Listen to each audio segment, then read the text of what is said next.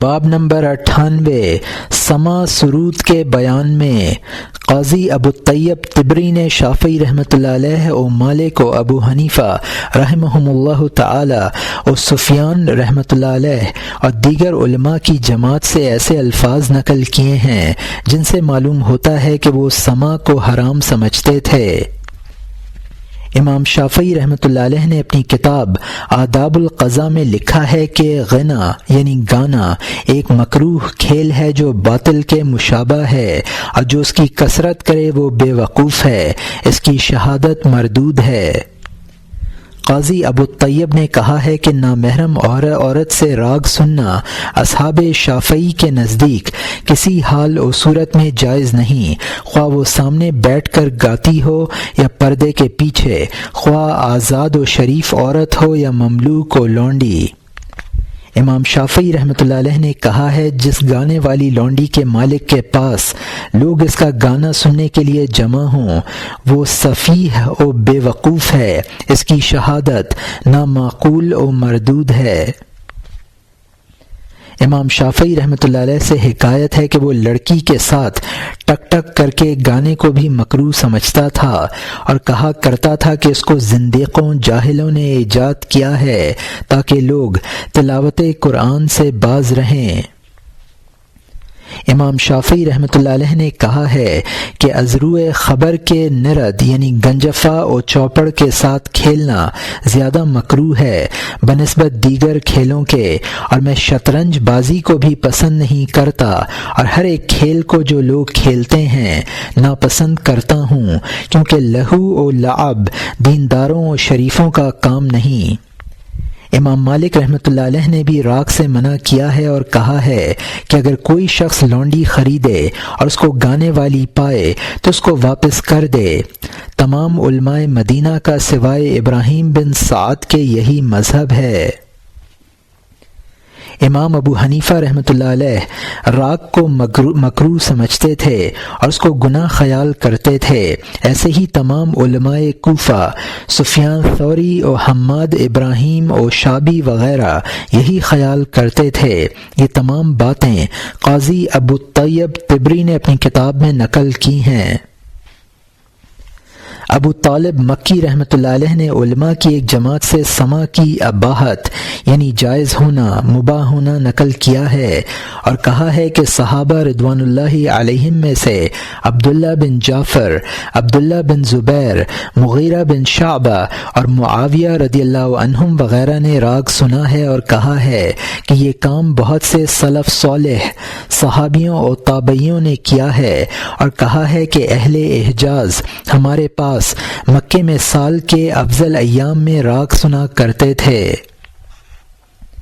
مثلاً ایام تشریق وغیرہ میں، جس میں اللہ تعالیٰ نے اپنے ذکر کا حکم دیا ہے، اور اہل مدینہ بھی اہل مکہ کی طرح اب تک سما سنتے رہے ہیں۔ اور ہم نے ابو مروان قاضی کو دیکھا ہے کہ اس کی لونڈیاں لوگوں کو خوش الحانی سے راگ سناتی تھیں، اور اس نے ان کو صوفیوں کے واسطے رکھا ہوا تھا، اور کہا ہے کہ عطا کے پاس 2 لونڈیاں تھیں جو خوش الحانی سے لوگوں کو گانا سنایا کرتی تھیں۔ ابو الحسن بن سالم سے کہا گیا کہ تو سما سے کیوں انکار کرتا ہے، حالانکہ جنید رحمۃ اللہ علیہ، سری سقطی رحمۃ اللہ علیہ، ذنون رحمۃ اللہ علیہ سنا کرتے تھے۔ کہا کہ میں سما سے کیوں کر انکار کروں جبکہ مجھ سے اچھوں نے اس کو جائز رکھا ہے اور سنا ہے۔ اور جعفر بن طیار بھی سنا کرتے تھے، میں تو سما میں لہو و لعب سے انکار کرتا ہوں۔ یحییٰ بن معاذ رحمۃ اللہ علیہ نے کہا ہے کہ ہم 3 چیزیں مفقود پاتے ہیں، ایک تو چہرے کی خوبصورتی خیانت و سیرت کے ساتھ یعنی خوبصورتی کے ساتھ حسن سیرت کم ہوتا ہے، دوسرا کلام کی خوبی دیانت کے ساتھ یعنی خوش کلام شخص میں دیانت کم ہوتی ہے، تیسرا، اچھی دوستی وفاداری کے ساتھ، یعنی دوست وفادار کم ہوتے ہیں، اور کہا ہے کہ میں نے اس کلام کو کسی کتاب میں حرت محاسبی کا قول مقولہ دیکھا ہے، اور اس سے زہد و دیانت و پرہیزگاری کے ساتھ راگ کا سننا جائز معلوم ہوتا ہے، اور کہا ہے کہ ابن مجاہد اس دعوت کو قبول نہیں کرتے تھے جس میں سما نہ ہو، اور حکایت ہے کہ ابن مجاہد ایک دفعہ ایک عورت ایک دعوت میں شریک ہوا اور اس کے ساتھ ابو القاسم ابن بنت منی اور ابو بکر بن داؤد بھی تھے۔ راگ شروع ہوا، ابن مجاہد ابو القاسم و ابو بکر کو سننے کے لیے ترغیب دینے لگا۔ ابو بکر نے کہا کہ میرا باپ احمد بن حنبل رحمۃ اللہ علیہ سے روایت کرتے تھے کہ وہ سما کو مکروہ سمجھتے تھے اور میرے باپ بھی مکروہ خیال کرتے تھے، اور میں اپنے باپ کے مذہب پر ہوں۔ ابو القاسم نے کہا کہ میرا دادا اس کو مکروہ سمجھتا تھا اور میں اپنے دادا کے طریقے پر ہوں۔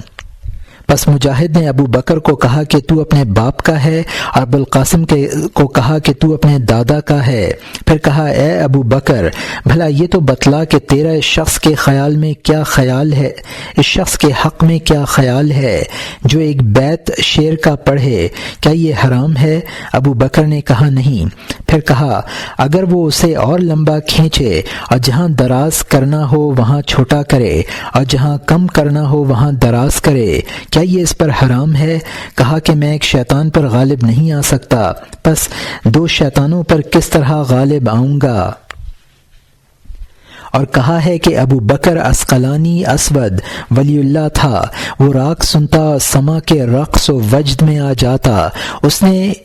اس میں ایک کتاب لکھی ہے اور منکرین کی تردید کی ہے۔ ایسی ہی مجوزین سما نے منکروں کی تردید میں رسالے لکھے اور مخالفین کی خوب تردید کی ہے۔ کسی شیخ کی حکایت ہے کہ اس نے خضر علیہ السلام کو خواب میں دیکھا اور کہا کہ آپ کیا کہتے ہیں سما کے بارے میں جس میں ہمارے اصحاب اختلاف رکھتے ہیں؟ جواب دیا کہ وہ صاف شیریں پانی ہے جس پر سوائے حقیقی علماء کے کسی کے پاؤں نہیں جمتے۔ ممشاد دینوری سے روایت ہے کہ اس نے کہا ہے کہ میں نے رسول اللہ صلی اللہ علیہ وسلم کو خواب میں دیکھا۔ میں نے عرض کی یا رسول اللہ صلی اللہ علیہ وسلم، کیا اس سما سے آپ کو انکار ہے؟ فرمایا کہ میں اس سے انکار نہیں کرتا، لیکن گانے والوں کو چاہیے کہ اس کو قرآن سے شروع کریں اور قرآن ہی سے ختم کریں۔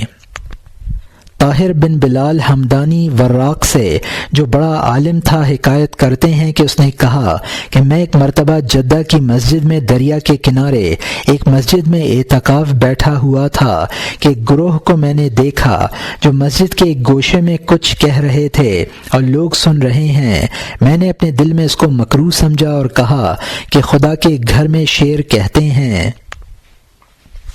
اس رات میں نے رسول اللہ صلی اللہ علیہ وسلم کو دیکھا کہ آپ صلی اللہ علیہ وسلم اسی مسجد کے گوشے میں بیٹھے ہوئے ہیں اور ابو بکر صدیق رضی اللہ عنہ آپ صلی اللہ علیہ وسلم کے قریب بیٹھے ہوئے ہیں، اور ابو بکر صدیق رضی اللہ عنہ کچھ اشعار پڑھ رہے ہیں اور رسول اللہ صلی اللہ علیہ وسلم سن رہے ہیں، اور اپنے ہاتھ کو ابو بکر صدیق رضی اللہ عنہ کے سینے پر رکھتے ہیں جس طرح کوئی وجد میں آیا ہوا کوئی صوفی کرتا ہے۔ اس وقت میں نے اپنے دل میں کہا کہ مجھے مناسب نہ تھا کہ میں لوگوں کو برا سمجھتا جبکہ رسول اللہ صلی اللہ علیہ وسلم سن رہے ہیں اور ابو بکر صدیق رضی اللہ عنہ پڑھ رہے ہیں۔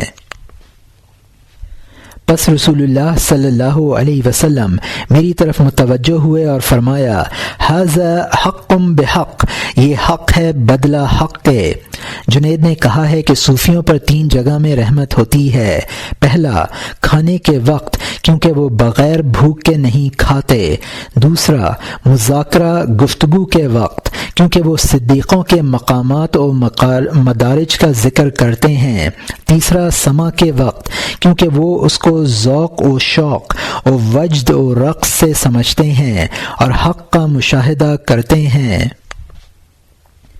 ابن جریح سما میں رخصت و اباحت کا قائل تھا۔ کسی نے کہا کہ قیامت کے روز یہ تیرے اعمال حسنہ میں شامل ہوگا یا اعمال سیئہ میں؟ کہا نہ حسنات میں نہ سیئات میں، کیونکہ وہ لغو کے مشابہ ہے، اور اللہ نے فرمایا ہے لا یؤاخذکم باللغو فی ایمانکم، وہ تمہاری لغو قسموں پر مواخذہ نہیں کرتا۔ یہ ہیں اقوال جو سما کے متعلق منقول ہوئے ہیں، اور جو شخص حق کا متلاشی ہے اس کے نزدیک یہ تمام اقوال باہم معارض و مخالف ہیں، پس یا وہ حیران ہوگا یا بعض اقوال کی طرف مائل ہو جائے گا، مگر یہ تمام اقوال احقاق حق سے قاصر ہیں، اور حق یہ ہے کہ نہ مطلقاً حرام ہے نہ مطلقاً حلال ہے، کسی کے واسطے حلال ہے، کسی کے واسطے حرام ہے، کسی کے واسطے مباح و جائز ہے۔ اس کی تفصیل احیاء العلوم میں دیکھنی چاہیے۔